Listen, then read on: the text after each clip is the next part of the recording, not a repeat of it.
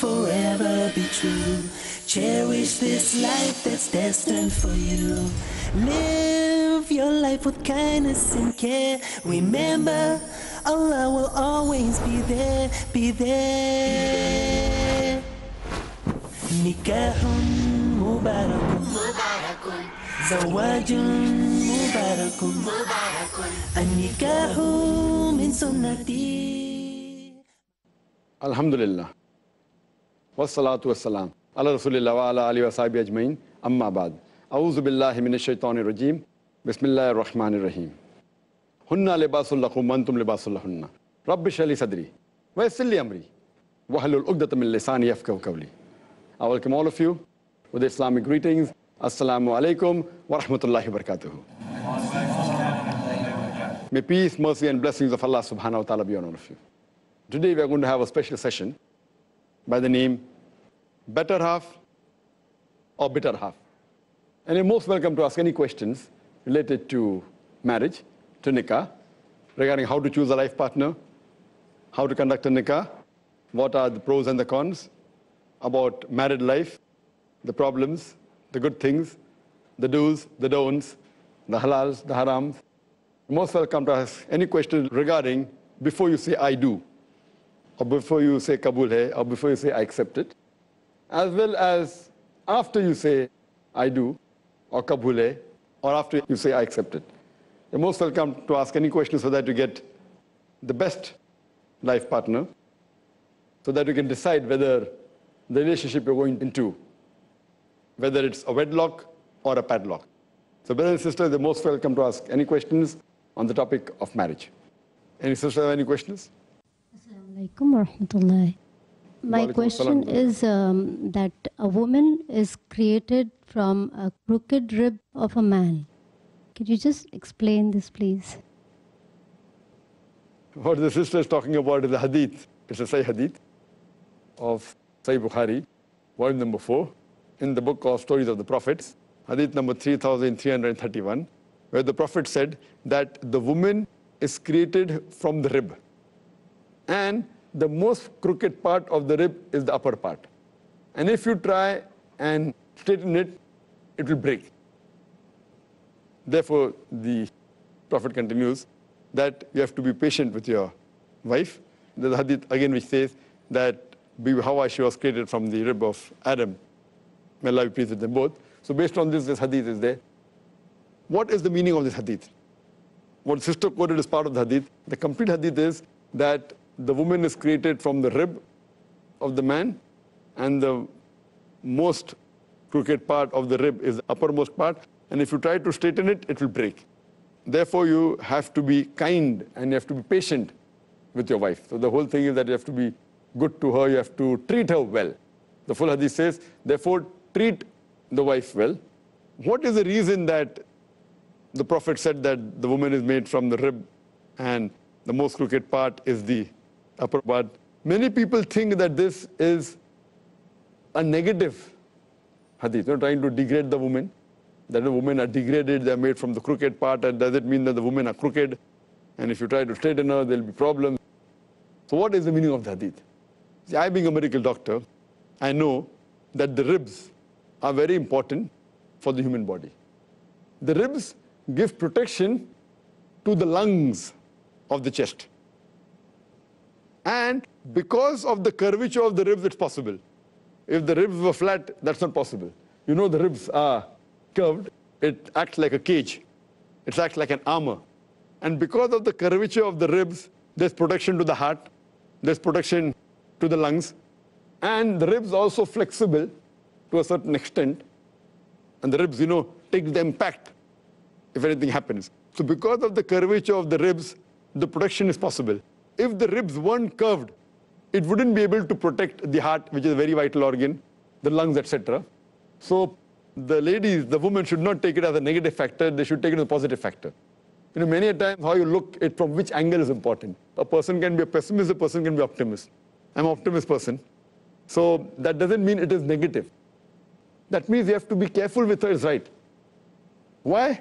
For example, let me give you another analogy. That Allah subhanahu wa ta'ala has bestowed on the woman the tender love and affection. the tender love and care that she has being a mother, the same is not found in the father.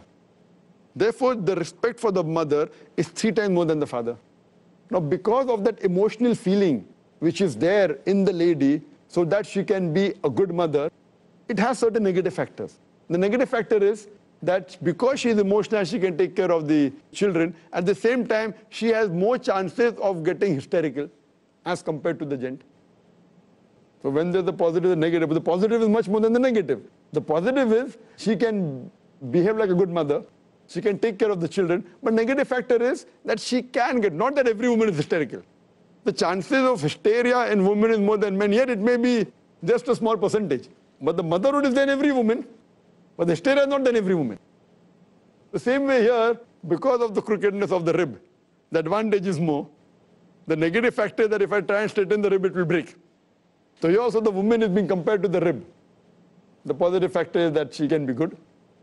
She can take care, she can be a muhsana, as the Qur'an says. But be careful, treat her kindly, treat her with justice, be good to her.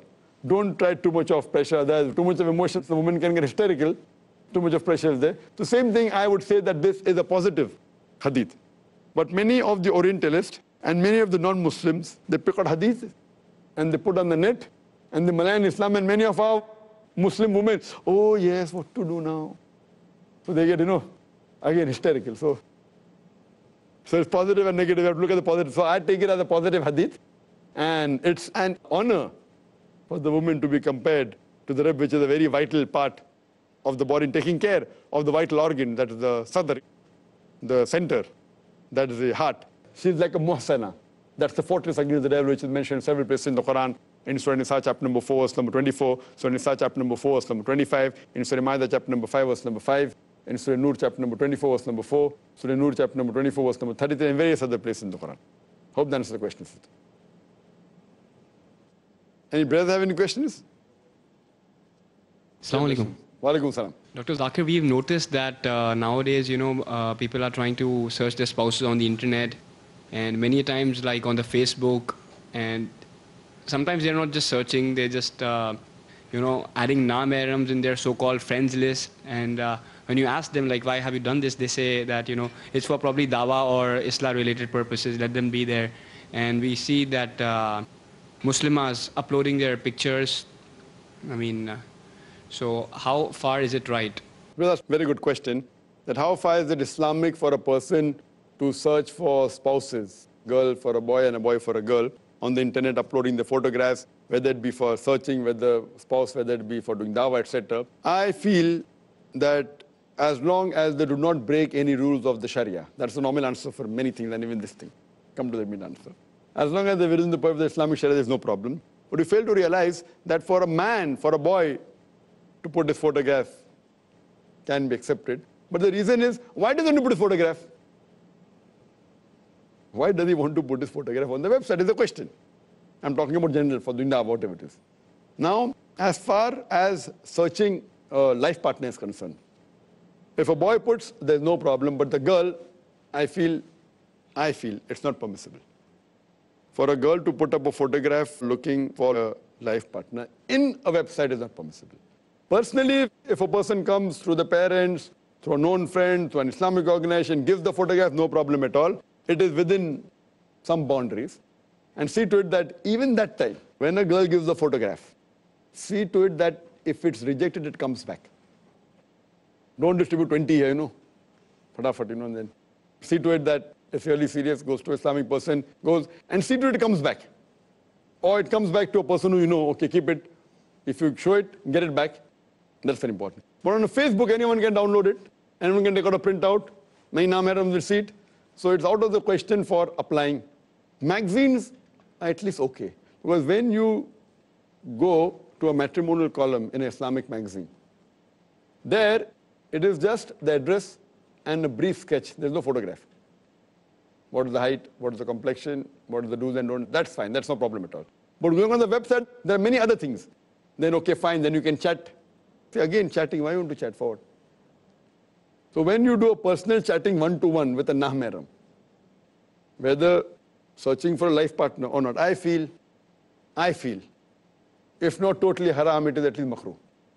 Many scholars have given fatwa it's haram. Many good top scholars have given fatwa it is haram. For a lady to chat, not for searching a mehram, otherwise it's haram. Many scholars have given. I'm not going to that extent. I said, if not that, at least it is makruh. Even while doing dawah.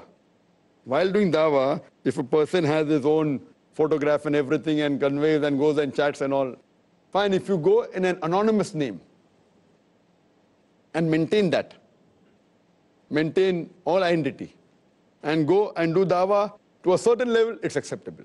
But while doing dawah, being open, okay, I'm so and so, I'm living so and so, I'm doing dawah, and then dawah, what happens otherwise?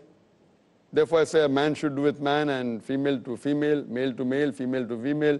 You have that you want to go and do dawah in colleges, and then you go in sitting in a room and doing chatting in a closed room, and the third person is the devil. Fine? I'm talking about live. This goes to a certain extent, to a lesser extent, but even on the net. Then if it becomes too close, then you like to meet and, oh, you know, fine. Man, there's so many cases.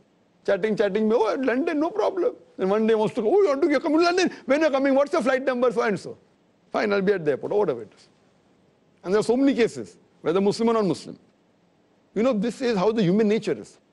So I agree with those that it is not permitted for opposite sex. Fine, you want for information, go to a website, get the information, download it, fine. But chatting, if you have exclusively only for ladies, no problem, gents, no problem. And for matrimonial, I am not in favor at all. If not haram, at least makruh. That's for sure. And what happens, that what guarantee do you have? Your chatting means, and that's where it starts. That's where it starts. You chat and you start liking the person. When finally you see the product, dil laga ghadi se pari kya cheez hai, wohi idhar hai. And then we say, out of all the cases, this. How you met? No, I met on the internet. Where is he? UK. Where is he? USA. What? So first, the affinity has come. It's not Islamic affinity. It is opposite sex affinity. It comes, and when you meet, you realize what was there. What was Islamic? Nothing actually. Looks, nothing. But the affinity is there. Then you go against your parents. Then you go against the person. And this is very common. So therefore, I am totally against. Known evil is better than unknown evil. At least you know a person, okay, fine, Islamic ways, he's earning a little bit less. You know he's secure doing a job. You know his background. You know his parents. You know his friend circle. You know he has no vices. This person, what do you know? Just by chatting on the internet, what do you know? What is he doing? Maybe possible. Those people who have such marriages, they may be successful, a few. But it's too much of a risk. Going to a foreign country, you don't know what's going to happen. And you leave everything what you're doing here. It's totally, I feel, it's not correct. So therefore, you have to be careful using such things. Yes, going to a magazine for this, fine. And then you go to shadi.com. I don't know what shadi.com is. I've only heard that name. I don't know how they conduct. But if it's done Islamically, it's possible. But it's very difficult. I don't know, there may be some Islamic websites which may be taking precaution not to put photographs, only taking the information like how they do in the magazine. Possible. Maybe, I don't know of any. Maybe, I'm not very internet savvy. I have my staff doing, I hardly use the internet.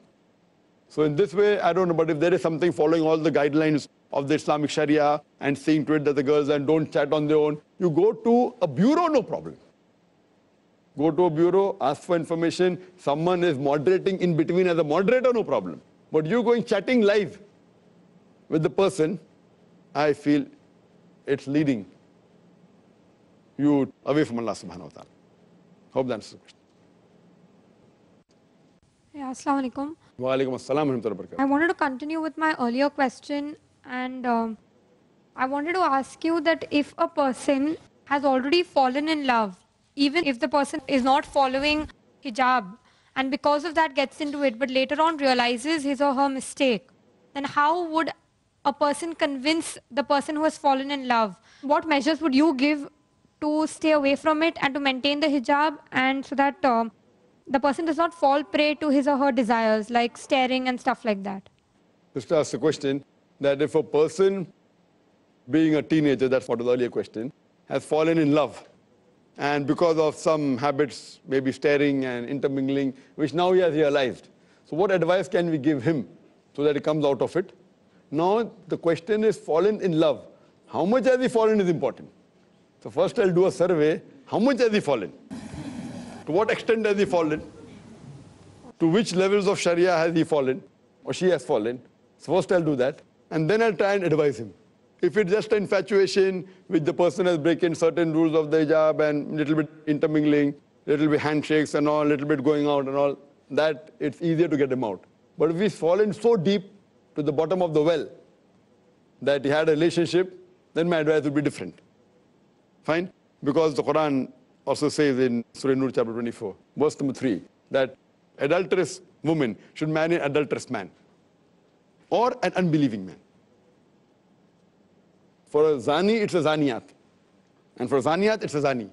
So based on this, my advice would be different, trying to find what extent is that, who's the girl, or the girl has fallen into boy, who's that boy, how well can they get along together, etc. So the advice would depend upon what level has the person fallen. If it's extreme level, I'll try and find and see to it that if he has improved or she has improved, and the other girlfriend or boyfriend, what level is he or she, and then try and counsel. And if both can come to the straight path, what they've done is wrong, that's no problem. If both are coming to the straight path and both have realized their mistake and they agree to follow Qur'an and Sunnah, I would say, okay, get married. Fine. So at least they're following the verse of the Qur'an, that both have committed that sin and both continue. But if it is that they have not gone to that deep level, then it is but natural. You say it's an infatuation, what you did is wrong. Stay away from it. And but natural, get him closer to the Islamic activities, ask him to read the Qur'an, ask him to see Islamic lectures. And but natural, one of the important thing is lowering the gaze. That whenever you're interacting with any opposite sex, if he or she is not the mahram, then you lower the gaze. This is very important. This is a very important factor, because if you have to talk with the opposite, lowering the gaze, then the chances of getting infatuated is less. But if you lower the gaze and meet every day for half an hour and talk, if it's a classmate, then also there's a problem. Lowering the gaze and talking, then the voice is sufficient to infatuate you. Same thing. So all these are things that should not meet the opposite sex unnecessarily. You know, where did you go? I went out, I went to Singapore for holiday. Oh, how was it? Very good. Which is the last movie you saw? These things you can speak. The girl can speak with the girlfriend. The boy can speak with the boyfriend. But opposite sex don't require it all. So these things which are not required, not a must to speak, should be avoided while speaking with the opposite sex.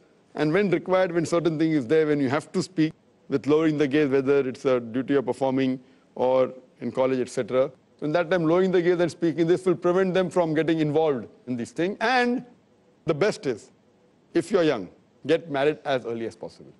As I mentioned earlier, beloved Prophet Muhammad said, it's hadith of Sahih Bukhari, volume number 7, in the book of Nikah, chapter number 3, hadith number 4, that, O young people, whoever has the means to get married should get married. For that will protect the modesty. So best is marrying early.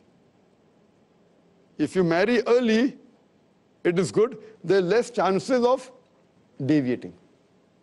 And it's easier to be on the Qur'an and Sunnah. And there are many benefits. So marrying early is preferable. But again, that's the reason you try and find a life partner. And don't wait too long. I'm trying to find a good life partner now. And I'm only 20, now 21, 22, then you're 30. Then all your options that you had run down. So don't wait till 35, 40 and then you sit down to compromise. So earlier the better. When you realize after maybe a few months or a couple of years, the market is what you want and not getting. So see to it that you take the decision fast. Don't be too late. Then your compromise will keep on getting so low. So then you're, oh, that person, what I had is far 10 times better than what I got now. The person you rejected, thinking he's not virtuous, your virtuous definition. The one you marry is 10 times worse than him and has other problems, but then it is your choice. So that's very important, the decision that you take. Therefore, being in consultation with someone who's knowledgeable, someone who's experienced, someone who can guide you is very important in this case. Hope that answers the question, sister. Assalamu alaikum. Wa alaikum assalam wa rahmatullahi wa barakatuh. My question is, can a wife insist on separate living quarters for herself and her children, away from in-law, knowing that the parents are old and husband can't afford maintenance of two homes? does he have to fulfill her demand? Sister has a question that, is it permissible for a woman to ask her husband for separate lodging and boarding, a separate family, rather than staying with the parent-in-laws, knowing very well that he cannot afford it? It's totally wrong.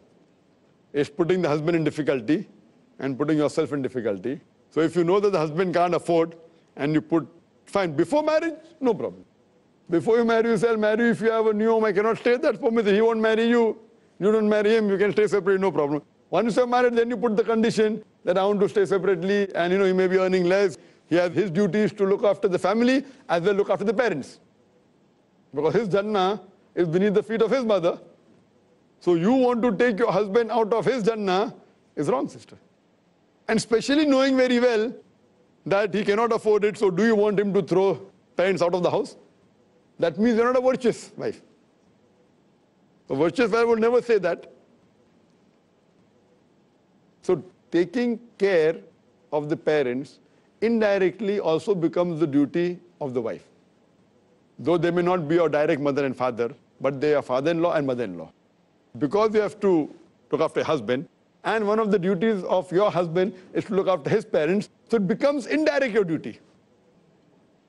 Indirect, it becomes a duty. Indirect. Since you are the muhsana, you have to try and see to it that you don't create problems. But if he says you want to separate, you say, no problem, why do you require separate? If he says that, there's so much difficulty, all staying together, so you have to solace him and say that this difficulty, no problem, at least this will take us to Jannah. If we stay separately, then I won't be able to serve your mother, you won't be able to serve your mother. So better we face some difficulties in this world so that we have a Jannah in the hereafter. That's a muhsana. So I feel, yes, fine, if they're very well off and if they stay separately and he can look after the parents also and saying that fine, because my parents are elderly, they would prefer staying separately and they don't mind and you have a separate house, then it's fine. If that's the wish of the parents, or if it's easily done and yet he takes care of both, he can keep someone to take care, etc., that's permissible. But if it's difficult and if it's poor, going to get difficulties for you and your parents and all, then I feel it should not be done. Hope that answers the question. Brother, if a non-Muslim girl marries a Muslim boy, is it compulsory for her to change her name after marriage? If a non-Muslim girl marries a Muslim boy, unless she doesn't accept Islam, she cannot marry. If a non-Muslim, after she accepts Islam, she accepts and she Islam marries, and then marries, does she have to change the name? It is not compulsory for her to change the name unless the name involves shirk. If the name involves shirk, like Lakshmi. Lakshmi is the name of one of the goddesses. If it involves shirk, she'll have to change it. If it does not involve shirk, it's not for to change, but it is preferable. It's preferable, especially in this age. Though at that time, people never used to change the name. But here, I feel it's a requirement because if she's proud to be a Muslim, why should she not want people to know that she accepted Islam? So if she's only done for namesake, because of infatuation, then that she will not want to change. She doesn't want to show that yet she is a non-Muslim. So my advice in such case would be that it is preferable that she changes the name so that the people will not get a misunderstanding that she is yet a non-Muslim. But it's not a farz to change. Hope that answers the question. Zakir. This was the last question of this session on better half or better half. Inshallah, we'll meet next time. Wa akhir da'wana alhamdulillah rabbil alameen. Stay young, forever be true. Cherish this life that's destined for you. Live your life with kindness and care. Remember, Allah will always be there, be there. Nikahun mubarakun, zawajun mubarakun, النكاح من سنتي ما قال النبي هو الصحيح نكاح مبارك نكاح مبارك زواج مبارك